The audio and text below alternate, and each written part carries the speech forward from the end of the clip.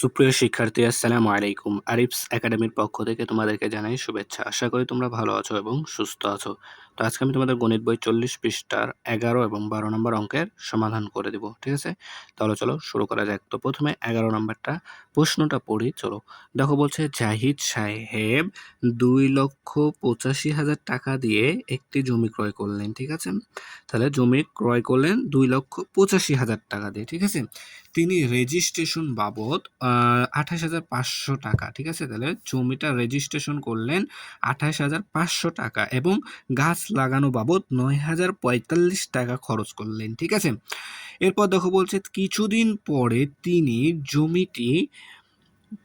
জমিটি দেখো বেচলেন কত টাকা, 4,10,675 টাকায় বিক্রি করলেন। তার কত টাকা লাভ হলো? ঠিক আছে? তাহলে দেখো এখানে তার খরচগুলো আমাদেরকে আগে বের করতে হবে। তার ওই জমিতে মোট কিনা থেকে শুরু করে গাছ লাগানো পর্যন্ত কত টাকা খরচ হলো সেটা আগে আমাদেরকে বের করতে হবে, তাই না? তাহলে দেখো দেওয়া আছে এখানে আমাদের জমি ক্রয় করেছেন 2,85,000 টাকা, তারপর রেজিস্ট্রেশন করেছেন 28,500 টাকা, আর গাছ লাগিয়েছেন 9,045 টাকা। এগুলো যোগ করে নেব। এরপরে তিনি কত টাকায় বিক্রি করলেন? 4,10,675 টাকা। তাহলে এই 4,10,675 থেকে আমরা তিনি যে টাকাটা খরচ করলেন এটা যদি বিয়োগ করি তাহলে কিন্তু তার লাভটা চলে আসবে, তাই না? বিক্রয় মূল্য থেকে যদি আমরা ক্রয় মূল্যটা কি বিয়োগ করি তাহলে কিন্তু আমাদের লাভ চলে আসবে। ঠিক আছে? তাহলে দেখো এখন আমরা লিখব কি যে জমি জমি ক্রয় বাবদ খরচ। ঠিক আছে? জমি ক্রয় বাবদ খরচ 2,85,000 টাকা। ঠিক আছে? এরপরে জমি রেজিস্ট্রেশন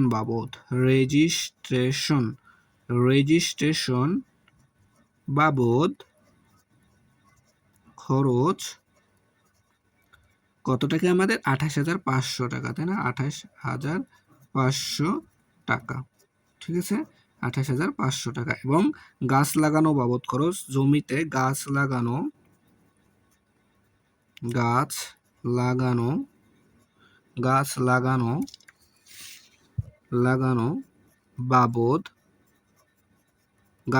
বাবদ আমাদের 9,045 টাকা। ঠিক আছে না? 9,045 টাকা। ঠিক আছে? তাহলে এটা এখন আমরা যোগ করে দেবো। তাহলে তার জমিতে মোট কত টাকা খরচ হলো সেটা কিন্তু আমরা পেয়ে যাব, তাই না? তাহলে যোগ করতে হবে এটা প্রথমে। তো আমরা যোগ করব, যোগ চিহ্নটা দিয়ে নিলাম। তাহলে দেখো 5,0,0,5 5 যদি শূন্যর সাথে 5 যোগ করো তাহলে থাকে আমাদের কি 5ই থাকে, তাই না? তারপর দেখো 4 শূন্যর সাথে যোগ করলে 4 হয়, আবার 5 শূন্যের সাথে যোগ করলে 5 হয়। এরপর দেখো 9 আর 8 17, 17 আর 5 22, 22 2 হাতে থাকে 2, 8 আর 2 10, 10 আর 2 12, 12 2 হাতে থাকে 1, 2 আর 1 3। তাহলে দেখো 3,22,545 টাকা কি তার জমিতে খরচ হয়েছে। তাহলে জমি বাবদ মোট খরচ, তাই না? মোট খরচ। তাহলে জমিতে মোট খরচ করেছেন তিনি কত টাকা? 3,22,545 টাকা। আর তিনি জমিটা বিক্রয় করেছেন 4,10,675 টাকা। এখন এই টাকাটা থেকে যদি আমরা এটা বিয়োগ করে দিই তাহলে কিন্তু আমাদের উত্তরটা চলে আসবে। তাহলে চলো বিয়োগটা করি। দেখো তাহলে এখন লিখবো যে অতএব তার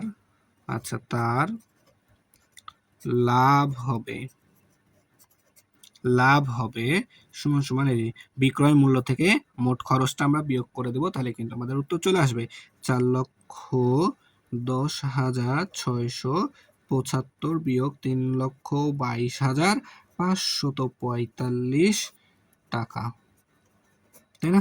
তাহলে দেখো 5 থেকে 5 বাদ দিলে 0, তারপরে 7 থেকে 4 বাদ দিলে 3, 6 থেকে 5 বাদ দিলে 1, তারপরে দেখো 0 থেকে 2 বাদ দিতে হবে, অর্থাৎ 10 থেকে 2 বাদ দিলে 8, হাতে থাকে 1, 1 দিয়ে দিলাম 2কে, 2 হয়ে গেল 3।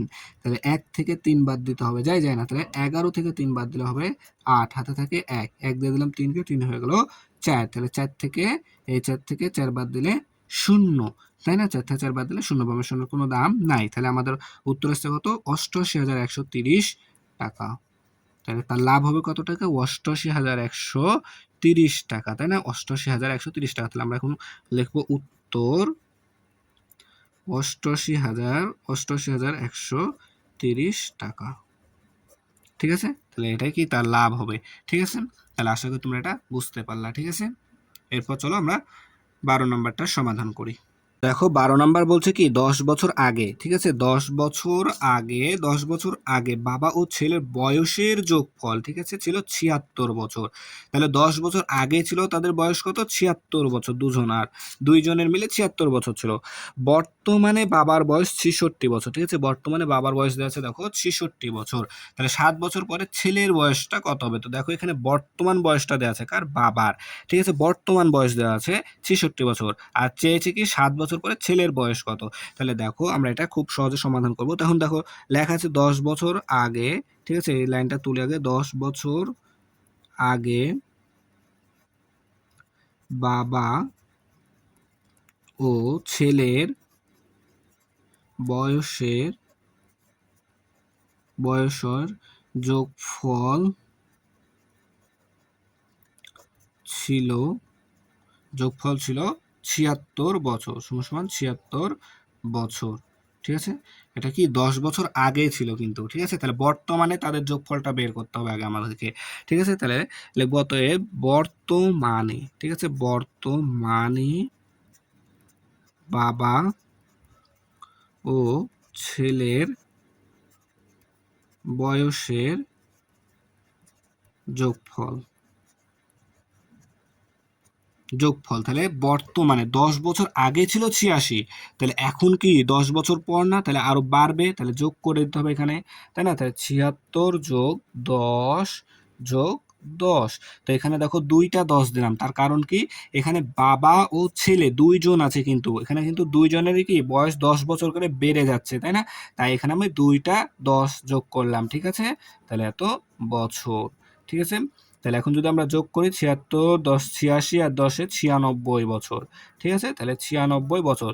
তাহলে তাদের বর্তমানে তাদের বয়সের যোগফল কত? 96। আচ্ছা, এখন দেখো এখানে আমরা ছেলের বয়সটা এখন বের করতে হবে। তাহলে দেখো বর্তমানে বাবার বয়স আছে 66 বছর। ঠিক আছে, তাহলে যদি আমরা এই বাবা ও ছেলের বয়সের যোগফল 96 থেকে বর্তমানে বাবার বয়স 66 বছরটা বিয়োগ করে দিই, তাহলে কিন্তু আমাদের ছেলের বয়স, বর্তমান ছেলের বয়সটা চলে আসবে, তাই না? তাহলে লিখবো এখানে যে, থামো, লিখি এখানে লিখবো কি বাবা, আচ্ছা বর্তমানে এটা, তাই না, বর্তমানে বাবা ও ছেলের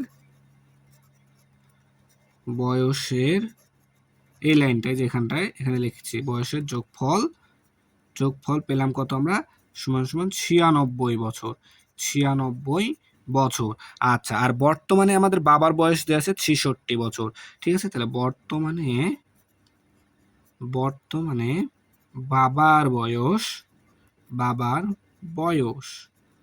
বাবার বয়স 66 বছর।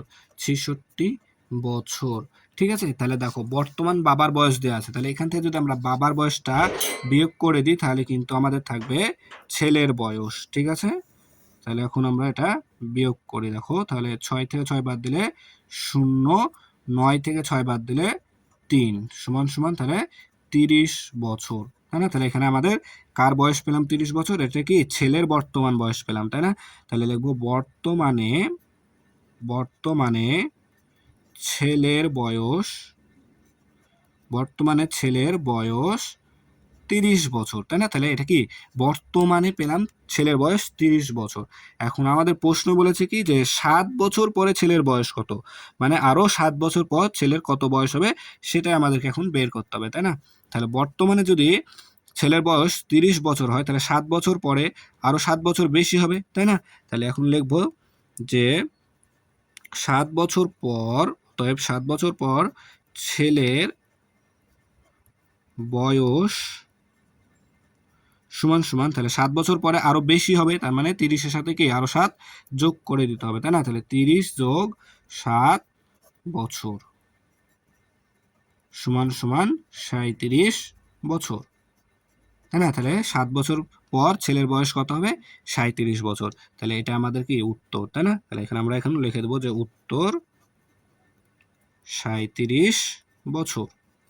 ঠিক আছে, তাহলে আশা করি তোমরা অঙ্কগুলা বুঝতে পারলা, ঠিক আছে? তাহলে আজকে এই পর্যন্তই। ভিডিওটি ভালো লাগলে অবশ্যই লাইক, কমেন্ট, শেয়ার করতে ভুলবে না এবং পরবর্তী ভিডিও সবার আগে পেতে আমাদের চ্যানেলটি সাবস্ক্রাইব করে রাখো। আল্লাহ হাফেজ। আসসালামু আলাইকুম ওয়া রাহমাতুল্লাহ।